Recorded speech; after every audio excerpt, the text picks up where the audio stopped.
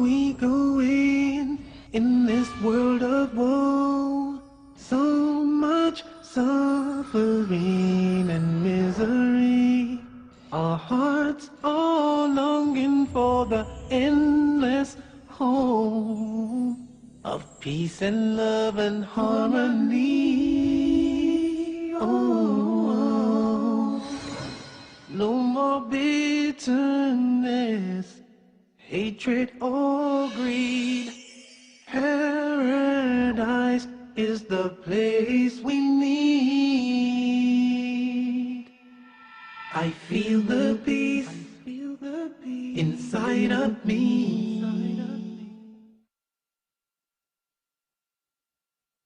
Greetings and peace. This is Dr. Lawrence Brown with another episode of Interfaith Issues. I'm coming to you today with a topic that might surprise a lot of you. And that is that today I'm going to talk about how I became Muslim. Through these talks and through my other works, a number of people have approached me and asked how I became Muslim and why. And if for no other reason than simply to tell the story once, answer everybody's questions, and let people know how I made this major change in my life and in my religion, I've decided to tell the story. The story takes us back to 1990.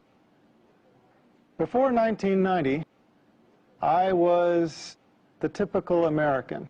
I basically subscribed to the philosophy that the person who died with the most toys wins. I had spent my life accumulating different things of this world, and that was the only thing that I knew. That was the only objective I knew in life. In 1990, my second daughter was born. I guess I wasn't listening the first time.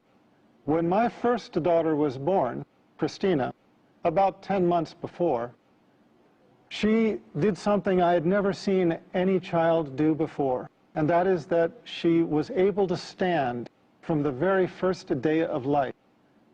From the very first day, if I put her on her feet, she would stand upright by herself. Now, I'm a doctor.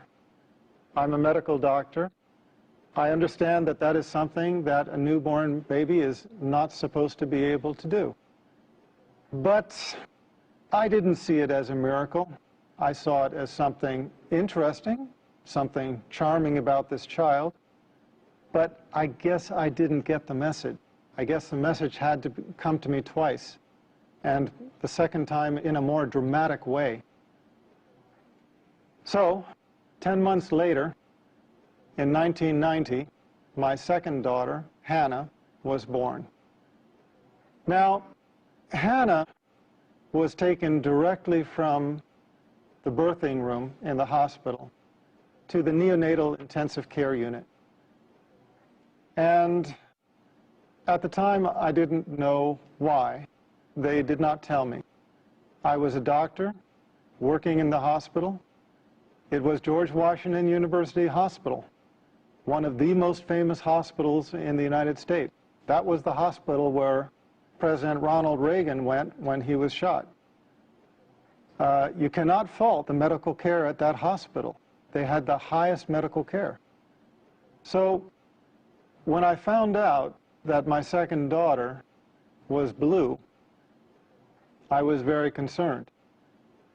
I went and saw her in the intensive care unit. From the level of her chest down to her toes, she was a dusky, the only way I can describe it is a gunmetal blue, this deep, deep, dusky kind of blue.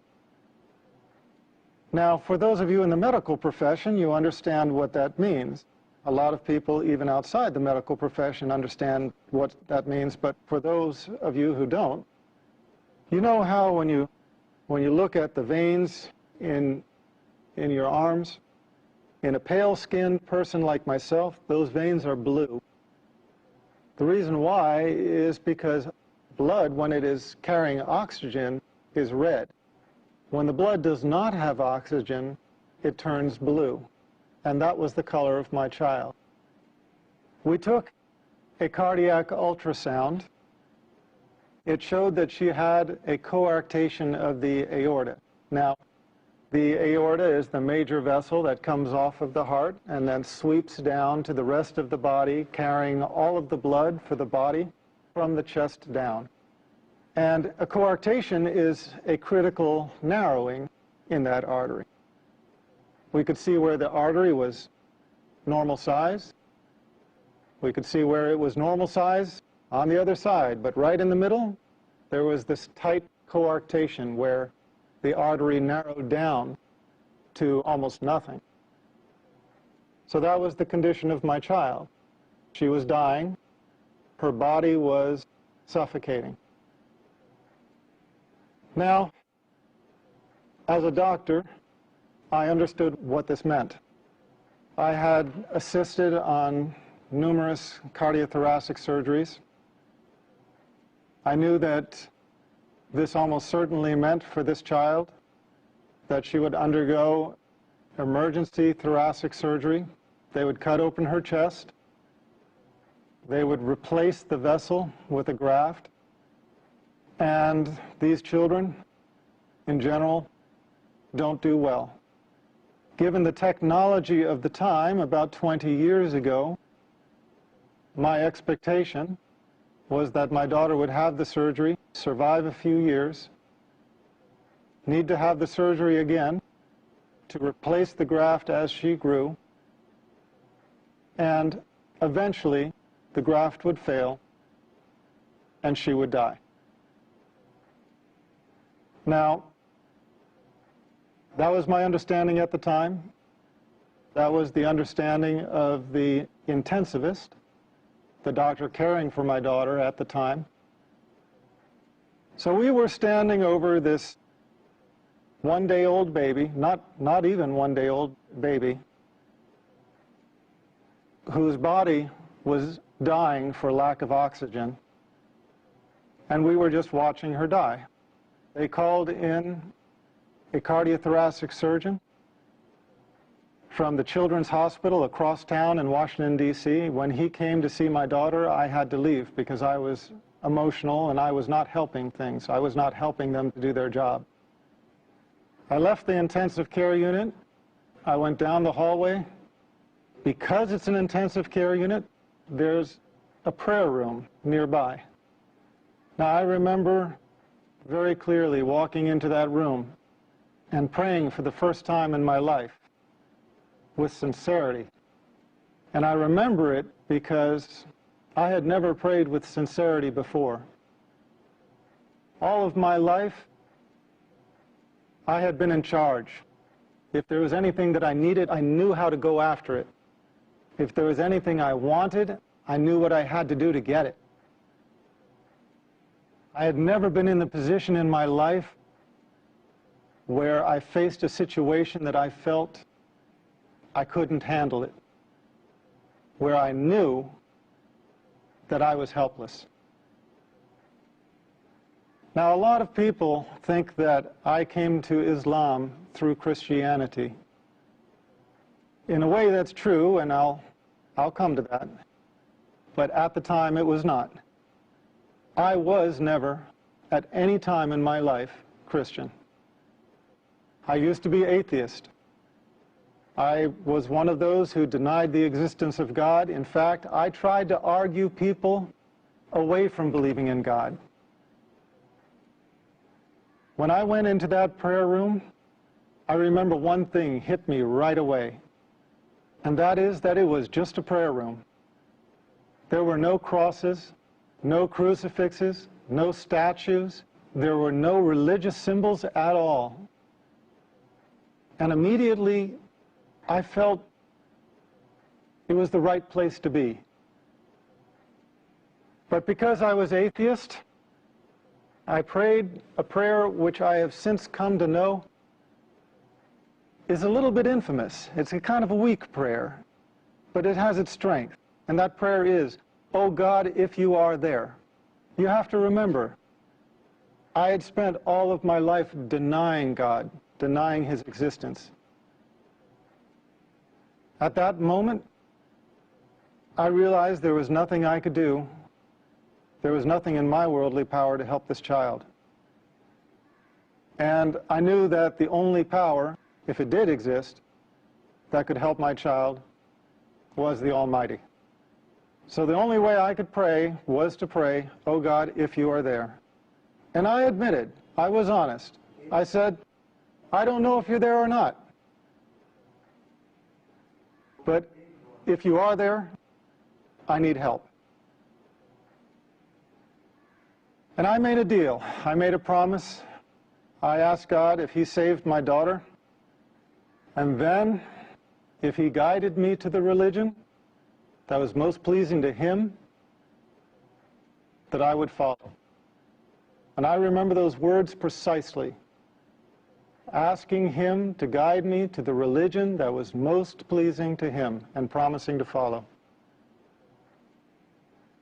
Well, I had been away for maybe 15 minutes. I walked back to the intensive care unit. When I entered the unit, the doctors were huddled around my daughter like a football team in the huddle. They were on the other side of the room at one end. When I walked in, they looked up at me, and I could see something had changed.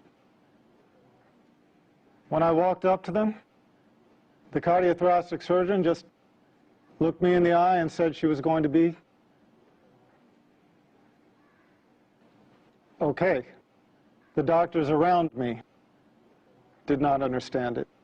He went on to give an explanation. He started talking about a patent ductus arteriosus and how he explained the fact that my daughter was going to be okay. And I looked around at the other doctors' faces, and I realized that I was not the only one that did not buy that explanation. And I realized that although that explanation worked for him, it just simply didn't work for me. I had prayed with sincerity for the first time in my life, and I could only believe that this was the hand of my Creator. We took an ultrasound before that showed this life-limiting condition. We took an ultrasound after, and she was completely stone-cold normal. She never had surgery. She never had medicine. She just went to becoming a completely normal child. As a matter of fact, she entered college this year. When I saw this miracle, I realized I had made a promise.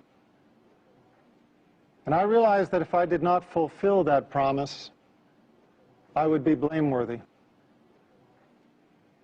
So I started searching.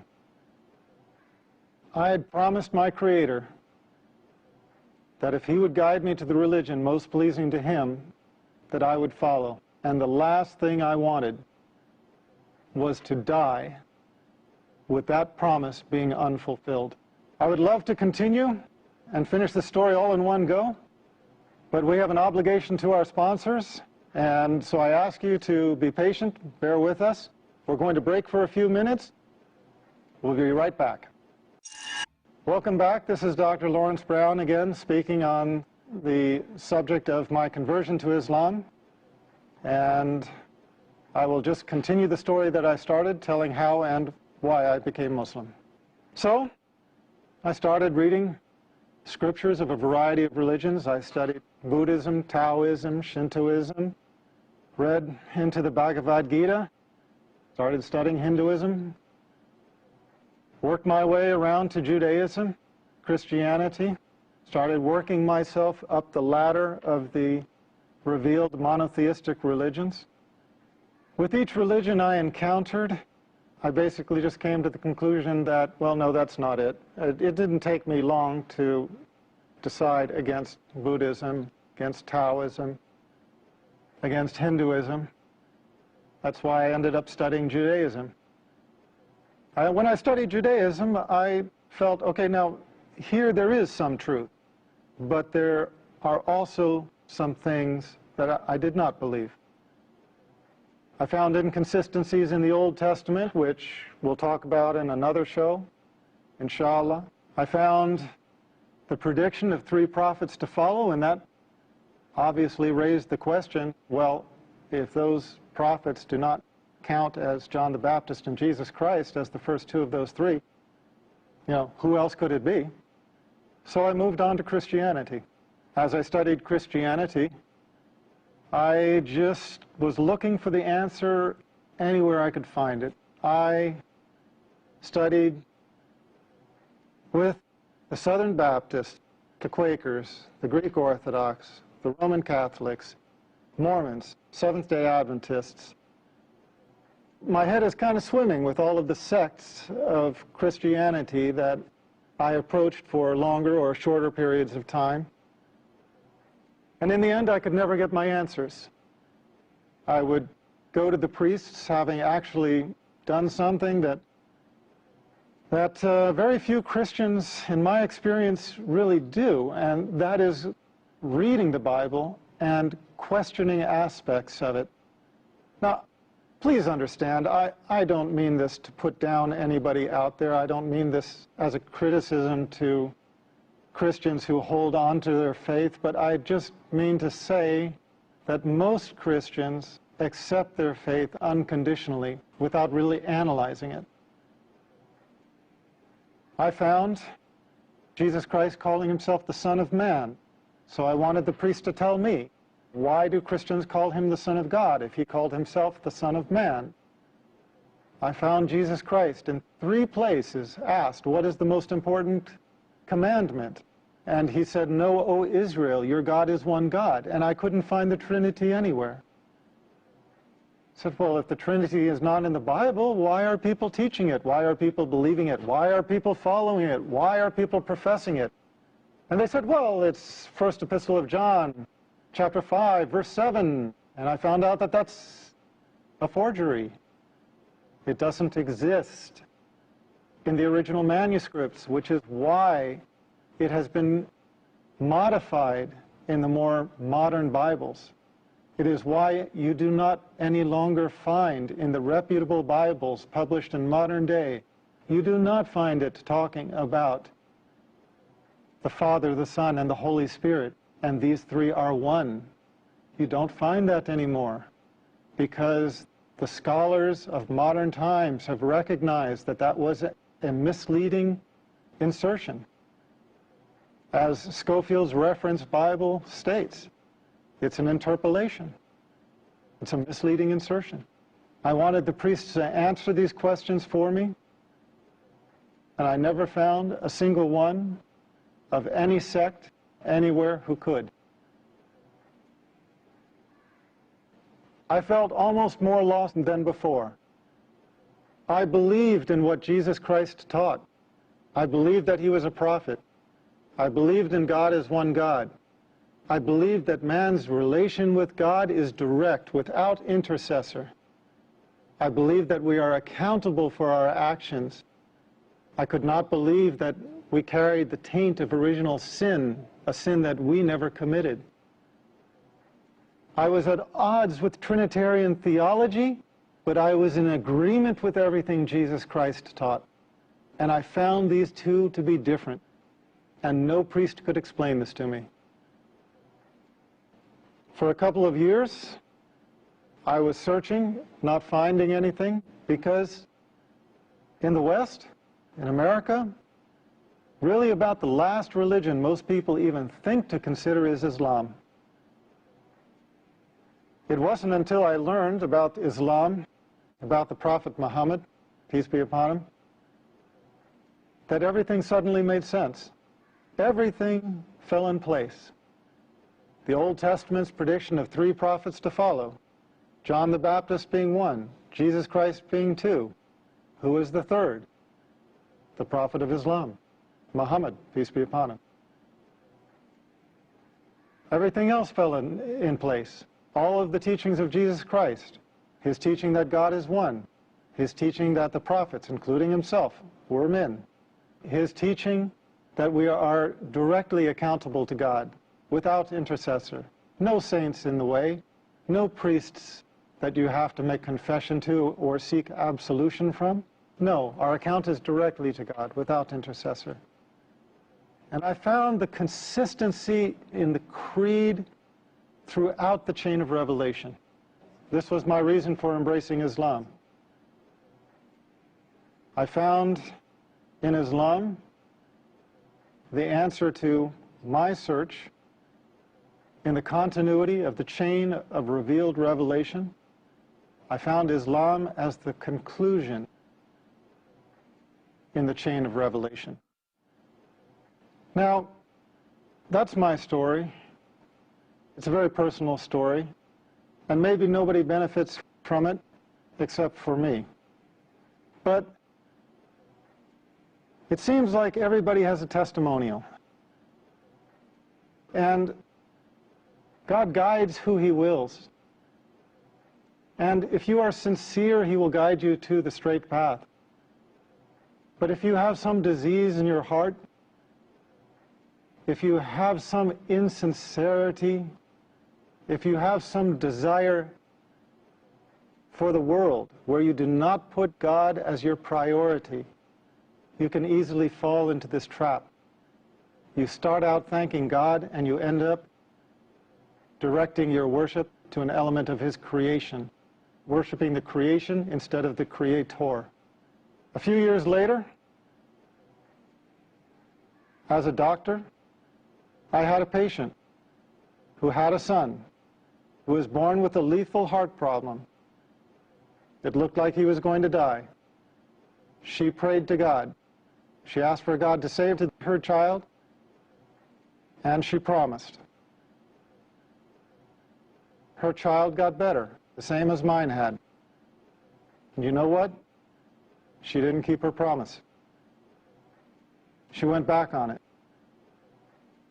And I guess that kind of concludes my story, because when I saw that, I realized that I didn't become Muslim because I'm so smart, because I figured it out, whereas somebody else maybe didn't. No. Here was this woman in the exact same situation. She was praying for the salvation of her child with a lethal heart defect, just as I had had a child with a lethal heart defect. And what was the difference between the two of us? The difference was simply that Allah guided me to Islam and made me sincere. And for whatever reason, she did not. She failed in her test. If there was one message I would send to the audience, it is just this. We come to the religion of truth not on our own, except as we ask for it. Allah guides those who He wills. Pray to Allah by whatever name you know Him. Pray to the Creator with sincerity. Ask Him to guide you in your heart and in your mind to the religion of truth and to make you pleased with it. And you will find, if you are sincere, and if Allah answers your prayer, you will find that the religion of truth enters your heart. And inshallah, you will join us as a brother or sister in Islam. Thank you for being my audience on yet another episode, Interfaith Issues. We will continue again, inshallah, and I look forward to being with you then. Peace, and may God be with us all. I feel the peace, inside of me, a complete tranquility. I remember Allah, He remembers me. Feel the peace, feel the breeze.